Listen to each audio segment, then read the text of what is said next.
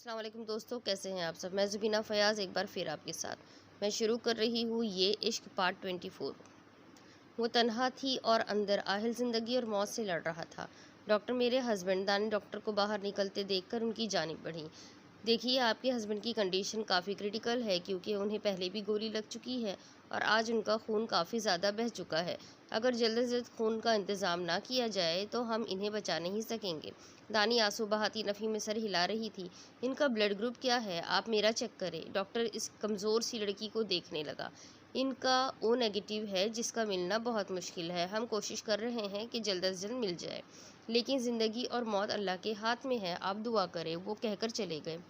دانی پتھر کی مورت بنی ان کے الفاظ میں گم گئی تھی۔ نہیں، آہل کو کچھ نہیں ہو سکتا۔ میرا بلڈ گروپ تو بی پازیٹیو ہے۔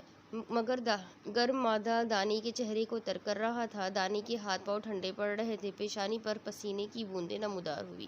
بس جلدی سے آہل کا بلڈ گروپ مل جائے۔ دانی کے لبوں سے ایک ہی صدا نکل رہی تھی۔ دانی آہل کو دیکھ بھی نہیں سکتی تھی۔ دانی ایک لمحے کے لیے بھی بیٹھی نہیں تھی۔ گھنٹے بعد رفیق راہداری میں نمودار ہوا۔ رفیق، پلیز آہل کے بلڈ گروپ کا انتظام کرو۔ ڈاکٹر کہتے ہیں اگر وقت پر نہ ملا تو۔ دانی نے سسکتے ہوئے بات ادھوری چھوڑ دی۔ میڈم، آپ فکر مت کریں، میں کرتا ہوں ڈاکٹر سے بات۔ رفیق کہتا ہوا ڈاکٹر کے کیبن میں چلا گیا۔ واپس لوٹا تو چہرے پر مایوسی تھی۔ کیا ہوا؟ دانی سسو کرتی بے صبری سے بولی۔ ہمارے پاس زیادہ ٹائم نہیں ہے، ڈاکٹر بات کر رہے ہیں لیکن او نیگیٹو بہت مشکل ہے۔ رفیق، پلیز کچھ بھی کرو، آہل کے کسی دوست یا کسی سے بھی رابطہ کرو، آہل کو کچھ نہیں ہونا چاہیے۔ دانی ہاتھ کی پشت سے چہرہ رگڑتی چلنے لگی۔ ہاسپٹل میں گارڈز کی بھاری نفری تعینات تھی۔ اس سمت میں کسی کو بھی آنے کی اجازت نہیں تھی۔ دانی کی ایک کمرے کے اندر نگاہ پڑی، کچھ سوچ کر وہ اندر آ گئی۔ نرس عشاء کی نماز پڑھ رہی تھی۔ کمرے میں زیادہ اجالا نہیں تھا، مدھم سی روشنی جل رہی تھی۔ نرس نے سلام پھیرا تو سوالیہ نظروں سے دانی کو دیکھنے لگی۔ مجھے بھی نماز پڑھنی ہے، دانی جھجکتے ہوئے بولی۔ سامنے سے وضو کر لے، وہ انگلی سے اشارہ کرتی ہوئی بولی۔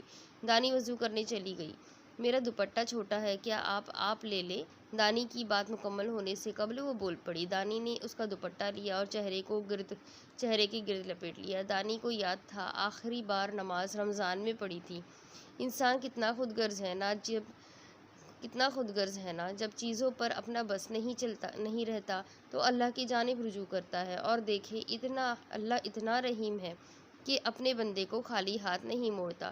دانی عشاء کی نماز پڑھنے لگی۔ آنسو تھے کہ تھمنے کا نام ہی نہیں لے رہے تھے۔ نماز میں بھی اسے آہل کا خیال آنے لگا۔ دانی نے نماز توڑ دی اور پھر سے شروع کی۔ پوری یکسوئی کے ساتھ بمشکل وہ نماز مکمل کر سکی۔ دعا کے لیے ہاتھ اٹھائے تو الفاظ دم توڑ گئے اور آنسو بولنے لگے۔ دانی کا ہاتھ متواتر آنسوؤں کے باعث تر ہو چکا تھا۔ وہ خاموش تھی، اس کا دل بول رہا تھا۔ اس کی ایک ایک سانس اپنے محرم کو پکار رہی تھی، اور وہ اللہ تو ان کی بھی سنتا ہے جن کی زبان نہیں ہوتی، کیونکہ وہ تو شہرک سے بھی زیادہ قریب ہے۔ بندہ پکارے اور وہ سنے نہ، ایسا ہو نہیں سکتا۔ کئی ساعتوں بعد دانی کا سکتہ ٹوٹا۔ اس خاموشی میں دانی کی سسکیاں سنائی دے رہی تھی۔ آہل کو کھونے کا خیال ہی اس کی روح کو چھلنی کر رہا تھا۔ اللہ پاک، پلیز آہل کو زندگی دے دے۔ آپ نے مجھے ہر نعمت عطا کی، میں نے کبھی شکر کا ایک کلمہ نہیں پڑھا، مجھے کبھی آپ سے مانگنے کی نوبت نہیں آئی۔ آج میں آپ کے در پر آئی ہوں، اپنے محرم اپنے شریک حیات کی زندگی کی سفارش کے لیے۔ آپ تو گنہگاروں کے بھی رب ہے، مجھ گنہگار کو بھی سن لے۔ بس یہ ایک دعا قبول کر لے اللہ پاک، ساری زندگی آپ سے کچھ نہیں مانگوں گی میں۔ آہل کو دانی کے الفاظ دم توڑ گئے۔ میں نہیں رہ سکتی آہل، ان کی محبت میرے لیے بہت اہم ہے، چاہے تو میری سانسیں روک دے لیکن آہل کو بچا لے، ان کی جان بخش دے، انہیں زندگی دے دے۔ مقروض تو میں آپ کی ہوں لیکن ساری زندگی آپ کی احسان مند رہوں گی، پلیز اللہ پاک، پلیز مجھے میرے مجازی خدا سے الگ مت کرنا۔ دانی نے روتے ہوئے سر سجدے میں گرا دیا۔ دانی کی ہچکیاں سنائی دے رہی تھیں۔ کب تک وہ اسی حالت میں بیٹھی رہی اسے بھی معلوم نہ ہوا۔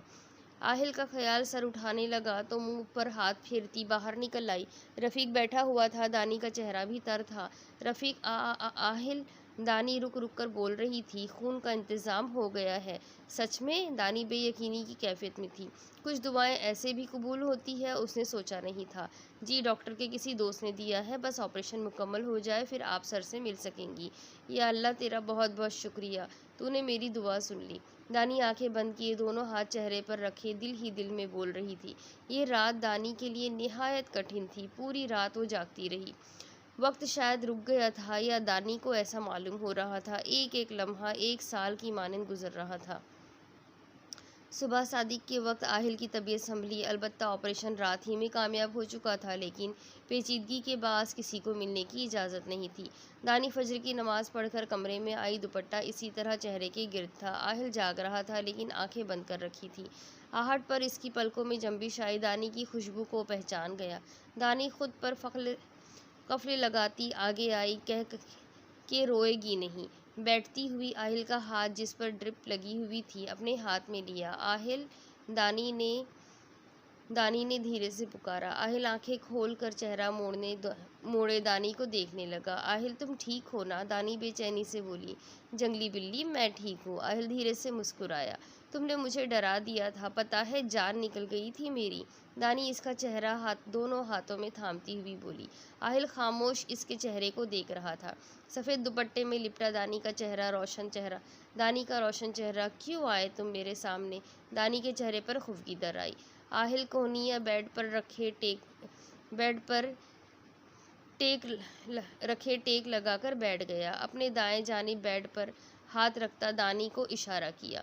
دانی اٹھ کر اس کے ساتھ آ بیٹھی۔ آہل، حیات بہت خود غرض ہے دانی، خود کو تم سے جدا کر سکتا ہے لیکن تم سے جدا ہونا گوارا نہیں۔ دانی کے ہاتھ آہل کے ہاتھ میں آ چکے تھے۔ تمہیں میں نے کتنی بار کہا ہے، بھوک لگے تو کھانا کھایا کرو، یہ گولیاں نہیں۔ دانی پیشانی پر بل ڈالتی ہوئی بولی۔ آہل ہولے سے مسکرانے لگا۔ آئندہ اگر تم نے گولی کھانے کا سوچا تو میں خود گولی مار دوں گی تمہیں۔ دانی اس کا گریبان پکڑتی اپنی جانب کھینچتی ہوئی بولی۔ اچھا میڈم، اب نہیں کھاتا یہ چیزیں، صحت کے لیے مضر ہے، میں سمجھ گیا۔ آہل اس کی سرمئی آنکھوں میں جھانکتا ہوا بولا۔ اچھے بچوں کی طرح رہنا ہے تم نے، یہ دہشت گردوں والی حرکتیں چھوڑ دو۔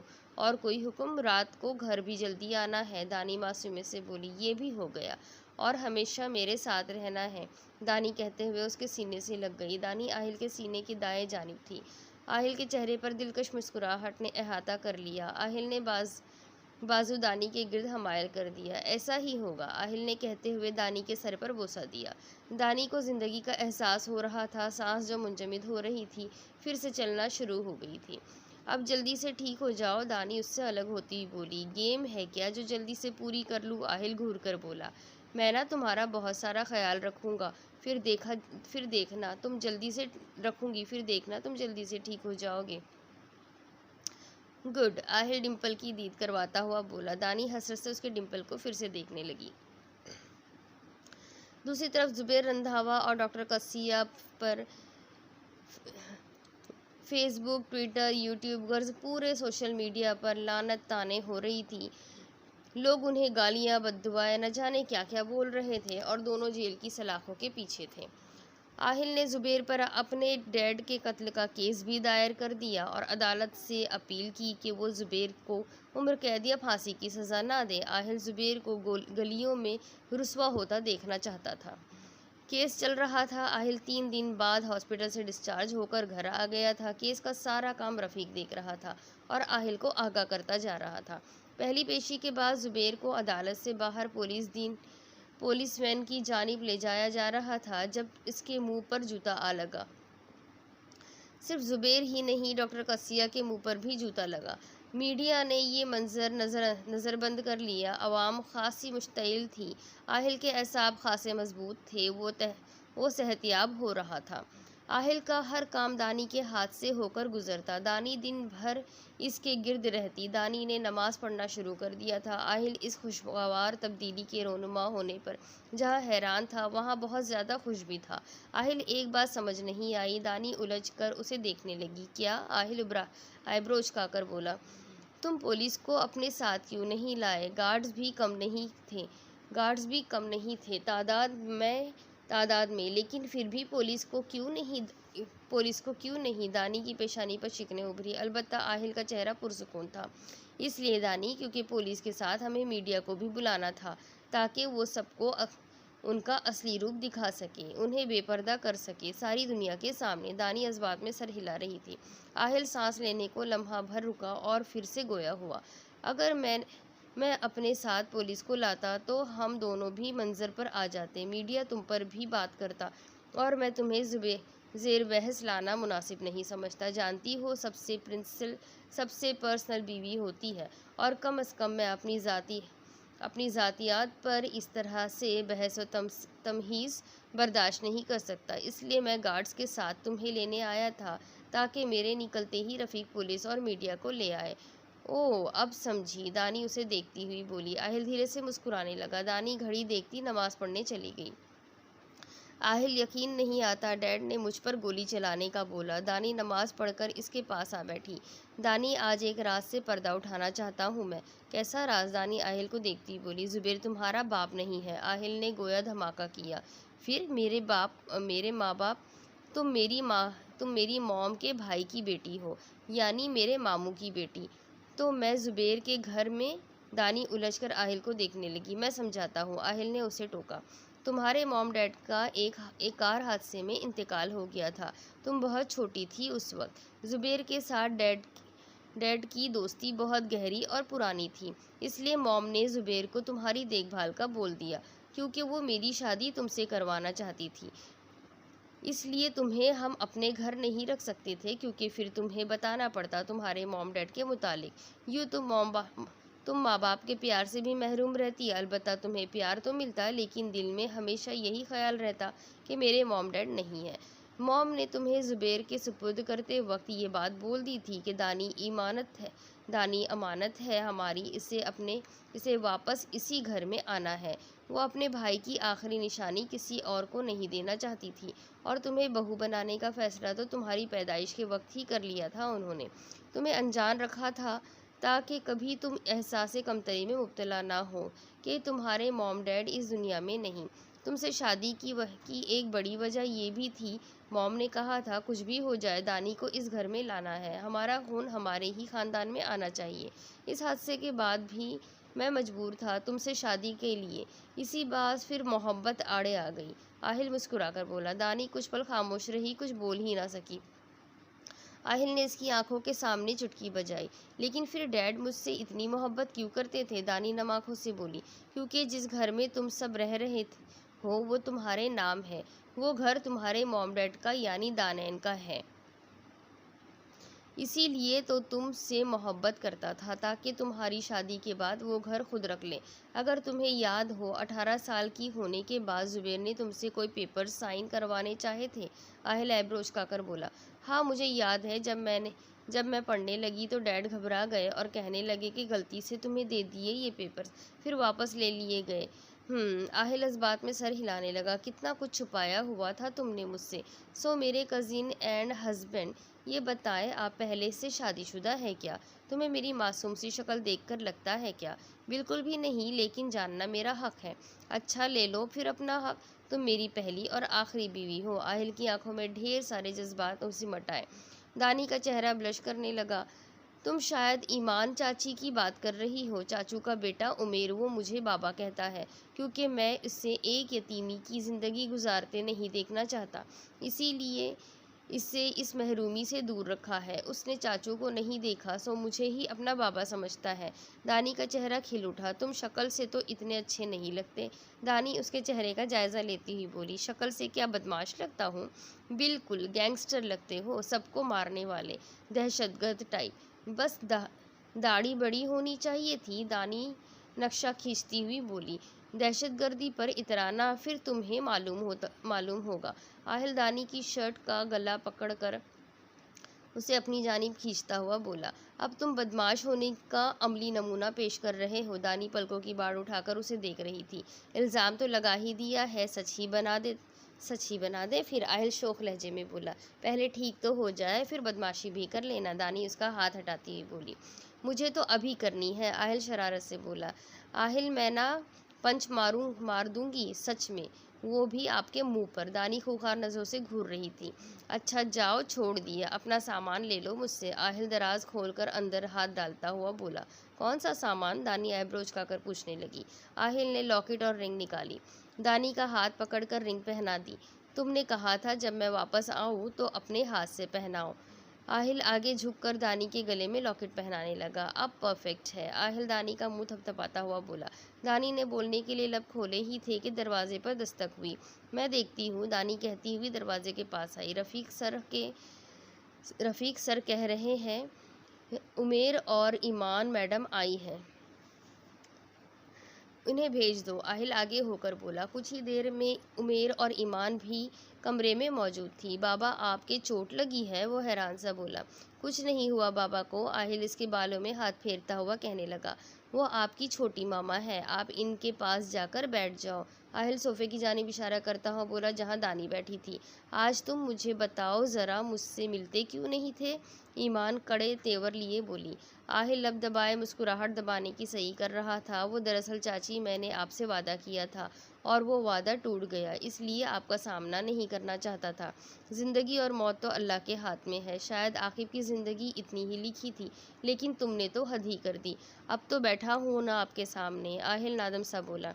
मैं खुद आई हूँ, तुमने तो बताना गवारा नहीं किया। कहने को अपने हो तुम। वो खफा खफा सी बोली। मुझे रफ़ीक ने बताया तो मैंने रफ़ीक को बोला, फिर वो मुझे लेकर आया। अब आप आए हैं ना तो यहीं रहेंगी हमारे साथ। ये जो मैडम हमें देख रही है ना, मेरी बीवी है। आहिल शरारत से बोला। दानी सटपटा सी गई, चेहरा मोड़कर उमेर से बात करने लगी। ईमान मुस्कुराकर दानी को देखने लगी। ईमान उमेर को लेकर बाहर चली गई। आहिल बहुत बदतमीज़, आपका आवारा दहशतगर्द जल्लाद सा शौहर बदतमीज़ ही होगा। आहिल इसकी बात मुकम्मल होने से पहले बोला। दानी कहकहा लगाती इसके पास आ गई। मेरे बदतमीज़ हयात, ये बताएं कि ईमान चाची का किसी को मालूम क्यों नहीं? मेरा मतलब कोई भी नहीं जानता? शायद चाचू ने छुपकर शादी की थी, मेरे अलावा कोई भी नहीं जानता, इसीलिए जो देख ले उन्हें मेरी बीवी बना देते हैं, जैसे तुमने बना दिया। तुम भी तो छुपे रुस्तम हो, पूरे के पूरे, ऐसे राज दफन करके बैठे हो। मज़ीद कोई राज नहीं, अब हम सुकून से रह सकते हैं। पाकिस्तान में इंसाफ आटे में नमक की मानिंद है। ज़ुबैर को कम सज़ा की अपील तो आहिल ने की थी, लेकिन डॉक्टर कस्सिया 5 साल की सज़ा काट कर रिहा हो गई। डॉक्टर कस्सिया रिहाई के बाद दिखाई नहीं दी, अलबत्ता ज़ुबैर सड़कों पर भीख मांगता दिखाई देता, क्योंकि ना उसके पास घर था ना कारोबार, और जॉब इससे कोई चपरासी की भी नहीं देता। कोई उस पर थूक देता तो कोई तरस खाकर पैसे दे जाता। वो फटे पुराने कपड़े पहने कभी किसी गली में दिखाई देता तो कभी किसी गली में। डॉक्टर कस्सिया ने भी बाहर निकल कर उसे सहारा ना दिया। ज़ुबैर के जिनसे ताल्लुकात थे उन्होंने भी मुंह मोड़ लिया। उन्हें अपनी साख्त ज़ुबैर से ज़्यादा अजीज़ थी। आसिम भी बेगाना हो गया। ये सियासी लोग एक ही थाली के चट्टे बट्टे की मानिंद होते हैं। सफ़ेद बाल चेहरे पर जमी, गर्द कुर्ता जगह जगह से फटाइए। ज़ुबैर पहले वाले ज़ुबैर से बिल्कुल मुख्तलिफ था, जो मर कर जीते रहा था। कभी खाने को मिल जाता तो कभी नहीं। सानिया और आनम को आहिल संभाल रहा था, अलबत्ता वो अपने घर में रिहाइश इख्तियार किए हुए थी। आनम का इलाज भी आहिल करवा रहा था। ज़ुबैर का अंजाम देखकर अशहद ने भी किनारा कशी इख्तियार कर ली। हम रोज़ घूमते रहेंगे क्या? दानी आहिल को देखती हुई बोली। क्यों, थक गई हो? बिल्कुल भी नहीं, मैंने सोचा टैटू साफ करवाने से पहले घूम फिर ले। आहिल चोटियों पर जमी बर्फ को देखता हुआ बोल रहा था। यहाँ से गाड़ी में बैठते हैं। आहिल सड़क की जानिब देखता हुआ बोला। दानी इस बात में सर हिलाने लगी। नया गिरा आबशार। आहिल दानी की बाजू में अपनी बाजू डाले चल रहा था। दानी मबहूस ज़दा सी इस मंज़र को देख रही थी। बर्फ़ ही बर्फ़ थी। दानी ने नीचे देखा जहाँ आबशार गिरती थी। दानी को खौफ महसूस होने लगा। बर्फ़ जिस तरह जमी थी, इससे मालूम होता था कि पानी कितनी तेज़ी से बहता होगा। आहिल और दानी रैकिंग पर हाथ रखे खड़े हुए थे। आसपास दूसरे लोग भी खड़े थे। सामने दरख्त बर्फ से ढके हुए थे और बहती आबशार जमी हुई थी। ऊंचाई काफ़ी ज़्यादा थी। बहता पानी अब बर्फ़ की शक्ल में था। आहिल, बहुत कमाल की जगह है, दानी भरपूर अंदाज में जायज़ा लेती हुई बोली।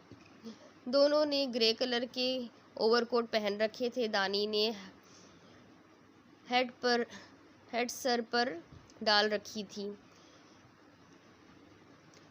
کافی دیر اس مناظر سے لطف اندوز ہونے کے بعد وہ دونوں چلنے لگے۔ دانی آہل کا ہاتھ پکڑے چل رہی تھی۔ برف پر ان کے پاؤں کے نشان بنتے جا رہے تھے، ہر طرف سفیدی ہی سفیدی۔ وہ دونوں واک کر رہے تھے۔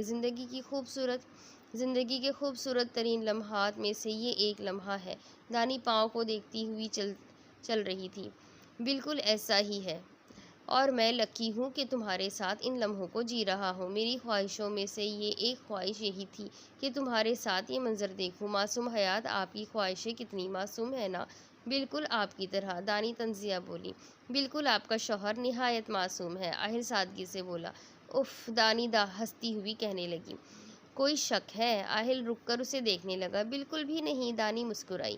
نہیں، میری چھٹی حس کہہ رہی ہے کہ ابھی بھی شک کی گنجائش نکل رہی ہے۔ آہل اسے دیکھتا ہوا بولا۔ نہیں، دانی نفی میں سر ہلاتی دھیرے دھیرے مسکرا رہی تھی۔ آہل نے اس کی کمر کے گرد ہاتھ رکھ کر خود سے قریب کر لیا۔ پکا؟ وہ دانی کے کان کے قریب بولا۔ پکا۔ دانی بھی اسی انداز میں اس کے کان میں سرگوشی کرنے لگی۔ آہل مسکرا رہا تھا اور دانی اس کے ڈمپل کو دیکھتی جا رہی تھی، دل گستاخی پر مجبور کر رہا تھا۔ دانی آہل کے قریب ہوئی اور اس کے ڈمپل کو اپنا لمس بخشتی اس پر اپنے لب رکھ دیے۔ آہل کی مسکراہٹ مزید گہری ہو گئی۔ دانی آہستہ سے دور ہوئی تو بال چہرے پر آ گئے۔ شک تو اب مجھے ہو رہا ہے، آہل اس کے بال پیچھے کرتا ہوا بولا۔ کر لے، مجھے کیا؟ دانی شانے اچکاتی اس کی گرفت سے نکل گئی۔ آہل مسکراتا ہوا تیز تیز قدم اٹھاتا اس کے پیچھے چلنے لگا۔ مزید ایک ہفتہ وہ کینیڈا میں رہے، ٹیٹو صاف کروانے کی غرض سے۔ آہل اور دانی جیٹ میں بیٹھے تھے۔ ایک بوجھ سا دل پر دانی کے جو اب اتر چکا تھا۔ اللہ نے اسے ایک بہترین ہمسفر سے نوازا تھا۔ آہل، دانی اس کا بازو ہلاتی ہوئی بولی جو آنکھیں بند کیے ہوئے تھا۔ جی؟ آہل آنکھیں کھولتا اس کی جانب متواتر ہوا۔ Thank you. کس لیے؟ یہ ٹیٹو صاف کروانے کے لیے۔ دانی کی آنکھیں نم ہو رہی تھی۔ مجھے تھینکس کہنے کی ضرورت نہیں ہے۔ ضرورت کیا ہے آپ کو؟ آہل خفگی سے بولا۔ نہیں، لیکن کبھی کبھی یہ تھینکس اور سوری کسی رشتے میں بہت اہم کردار کرتے ہیں۔ اس کا مطلب ہے آپ کے لیے وہ انسان اہمیت کا حامل ہے۔ میں جانتا ہوں۔ اب ہم واپس جا رہے ہیں؟ نہیں، سعودی عرب۔ مجھے وہاں بھی دورے کے لیے جانا ہے۔ سعودی عرب کے نام پر دانی کی آنکھیں چمکنے لگی۔ دانی بنا کہے وہ اس کی پسند کی ہر چیز ممکن بنا رہا تھا۔ آہل، آپ بہت اچھے ہو، لیکن تم نہیں۔ کیوں؟ حارب آیا تھا نا؟ آیا تھا گھر؟ جی، آئے تھے حارب بھائی۔ اور تم نے بات بھی کی اس سے؟ آہل، صرف حال احوال دریافت کیا تھا میں نے تو۔ آپ کو منع کیا ہے نا؟ آہل، حارب بھائی کی شادی آنم سے آپ نے کروائی ہے نا؟ جی ہاں۔ تو کیا وہ ایسے ہے؟ نہیں۔ تو کیا میں ایسی ہوں؟ دانی بغور اس کی آنکھوں میں دیکھتی ہوئی بول رہی تھی۔ بالکل بھی نہیں، آہل نرمی سے بولا۔ پھر؟ بس مجھ سے برداشت نہیں ہوتا کوئی آپ سے بات کرے۔ میرا بس چلے تو آن کو بھی آپ سے بات نہ کرنے دوں۔ بہت اچھے سے جانتی ہوں میں آپ کو۔ میرا دل چاہتا ہے آپ کو سب سے چھپا کر اپنے دل میں رکھ لوں۔ پوری نہیں آؤں گی آپ کے دل میں، دانی شہادتی انگلی اس کے دل پر رکھتی ہوئی بولی۔ جانتا ہوں، اس لیے تو رکھتا نہیں۔ آپ کی وجہ سے سب مجھے مغرور کہتے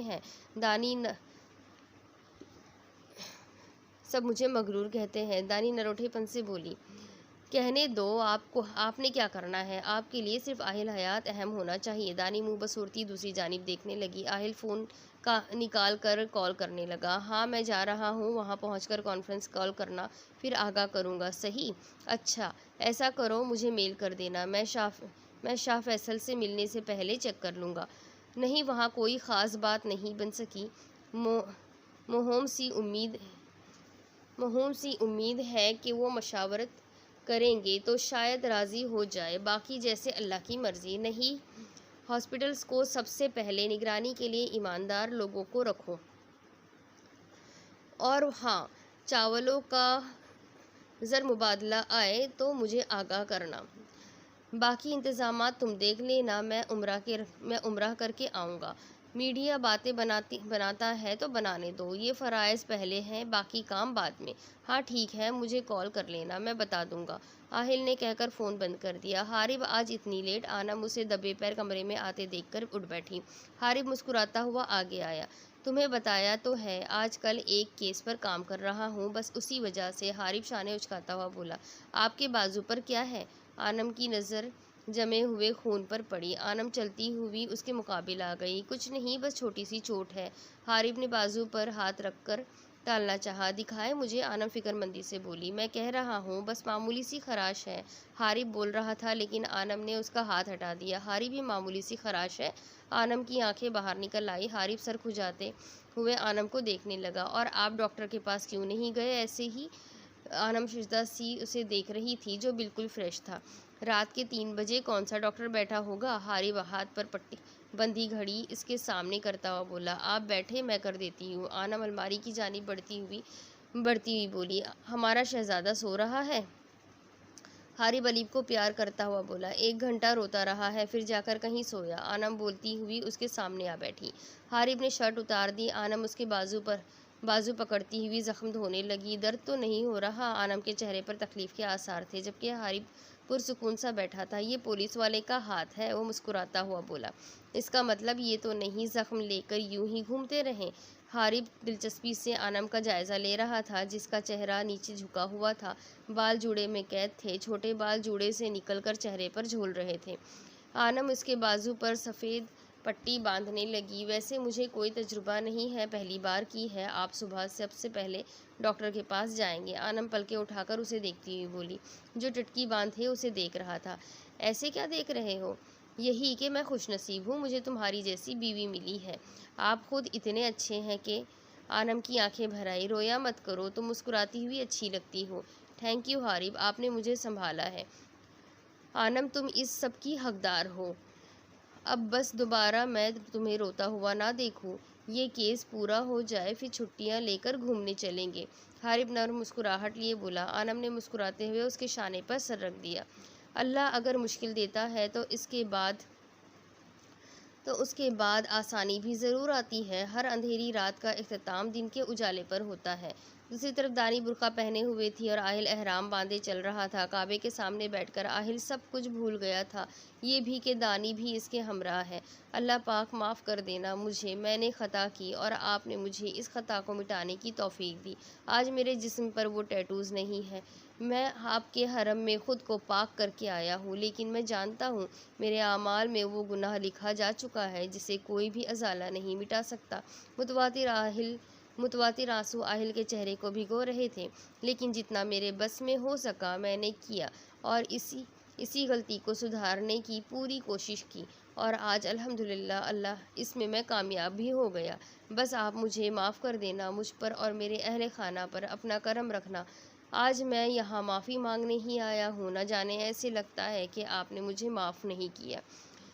میرے ساتھ ساتھ دانی بھی اس بوجھ سے آزاد ہو گئی ہے۔ یہ خیال ہی تکلیف دہ تھا کہ میرے باعث دانی گنہگار بنی۔ مجھ سے زیادہ بدقسمت انسان اور کون ہوگا بھلا، جس نے اپنی محرم کو ہی گنہگار بنا دیا۔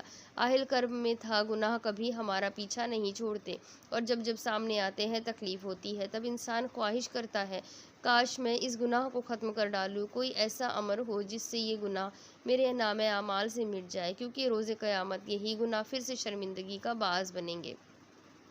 لیکن وہ مٹ نہیں سکتا۔ اللہ نے انسان کو عقل و شعور عطا کیا تاکہ وہ صحیح غلط کی پہچان کر سکے، برائی اچھائی میں فرق کر سکے، گناہ و ثواب کی تفریق کر سکے، تاکہ بعد میں اسے پچھتانا نہ پڑے، کیونکہ انسان بنا سوچے سمجھے جو دل میں آیا کر ڈالتا ہے، اور اس کے بعد صرف پچھتاوے ہی ہاتھ آتے ہیں۔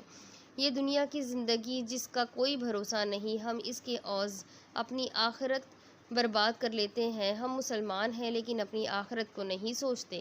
ہم آخرت پر ایمان رکھتے ہیں لیکن اس کی تیاری نہیں کرتے۔ ہم آخرت سے متعلق سن کر رو تو دیتے ہیں لیکن پھر بھی غفلت برتتے ہیں۔ انسان غافل ہے اپنے آپ سے، اپنے مقصد ہے حیات ہے، ابھی بھی وقت ہے، سنبھل جائے گا تو آخرت میں منہ دکھانے کے لائق بھی ہو جائے گا۔ لیکن اگر ابھی بھی دنیا کی رنگینیوں میں کھویا رہا تو اللہ حساب کرنے والا ہے۔ اس دن کوئی بادشاہ، کوئی فقیر نہیں بچ پائے گا، ایک ایک عمل کا حساب دینا پڑے گا۔ اے انسان، ذرا اپنی آخرت کو سوچ، تو کہاں کھڑا ہے؟ کیا اللہ اور اس کے رسول کو منہ دکھا پائے گا؟ دانی چہرہ صاف کرتی آہل کو دیکھنے لگی جو رو رہا تھا۔ دل کے داغ دھل چکے تھے، دل پر جمی گرد صاف ہو گئی تو قلب سکون میں میسر آ گیا۔ اس لمحے کوئی دانی سے پوچھتا کہ اللہ کی مہربانی کیا ہے، دانی کے دل سے ایک ہی صدا نکل رہی تھی، شکر الحمدللہ، شکر الحمدللہ۔ آہل کھڑا ہوا تو دانی بھی اس کی تقلید میں کھڑی ہو گئی۔ وہ دونوں چلنے لگے۔ نظر جب حرم کے دروازے پر پڑی تو آہل مسکرانے لگا اور دانی سجدہ سی رہ گئی۔ آن بھاگتی ہوئی آ رہی تھی۔ آہل زمین پر گھٹنے رکھے باہیں کھولے ہوئے تھا۔ آن اس کے سینے سے لگ گئی۔ میرا بیبی، آہل اس کے چہرے کو بوسہ دیتے ہوئے بولا۔ سامنے سے ایمان اور عمیر چلتے ہوئے آ رہے تھے۔ بابا، آپ کہاں تھے؟ پتہ ہے میں نے آپ کو کتنا مس کیا۔ اچھا، اب بابا کو ایک اچھی سی کس دے دے۔ آہل گال پر ہاتھ رکھتا ہوا کھڑا ہو گیا۔ آن نے مسکراتے ہوئے آہل کے گال پر بوسہ دیا۔ میری جان، آہل نے اس کے دونوں رخساروں پر بوسے دیے۔ ہاں ماما۔ آن کی نظر دانی سے ٹکرائی تو پریشان رہ گئی۔ بابا، ماما تو ڈاکٹر کے پاس گئی تھی، وہ منہ پر ہاتھ رکھے حیرانی سے بولی۔ دانی لب دبائے مسکرانے لگی۔ اچھا، آپ نے جھوٹ بولا تھا نا، آپ بابا کے پاس گئی تھی نا، وہ انگلی اٹھاتی ہوئی بولی۔ اپنے بابا سے پوچھے، دانی آہل کو دیکھتی ہوئی بولی۔ ایمان سامنے آئی تو دانی اس سے ملنے لگی۔ ایمان اور عمیر آگے چلے گئے۔ آپ ماما کو تنگ کر رہی تھی نا، اس لیے بابا نے ماما کو بلا لیا۔ مجھے کیوں نہیں بلایا آپ نے؟ وہ آہل کا ناک زور سے دباتی ہوئی بولی۔ پھر آپ بابا کو بھی تنگ کرتی اس لیے؟ آہل مسکراتا ہوا بولا۔ میں تو تنگ نہیں کرتی کسی کو بھی، ماما مجھے تنگ کرتی ہے، میری بات بھی نہیں مانتی۔ بابا پتہ ہے کھانا کک بناتا ہے اور غصہ ماما کرتی ہے، وہ منہ بناتی ہوئی بولی۔ اچھا، مجھے بھی ملنے دے اب۔ دانی آہل کو گھورتی ہوئی بولی۔ میرے پیچھے آپ بہت بار ملی ہے، اب بس ہے، مطلب آن سے دور رہا کریں۔ آہل بائیں آنکھ دباتا ہوا بولا۔ کیوں؟ دانی پھٹی پھٹی آنکھوں سے اسے دیکھنے لگی۔ بس میرے قریب رہا کرے، آہل شرارت سے بولا۔ جب آن چھوٹی تھی تب بھی دور کرتے نا آن کو مجھ سے، تب تو مجبور تھا، اب تو ماشاءاللہ میری جان بڑی ہو گئی ہے۔ آہل آن کے رخسار کھینچتا ہوا بولا۔ آن بھی برقع پہنے ساتھ میں اسکارف لیے ہوئے تھی، وہ بار بار ڈمپل کی نمائش کر رہی تھی۔ چھوٹی سی آن اس مختلف انداز میں بے حد خوبصورت لگ رہی تھی۔ کیا بول رہے ہیں آپ دونوں؟ میں سب سن رہی ہوں، آن ناک چڑھاتی ہوئی بولی۔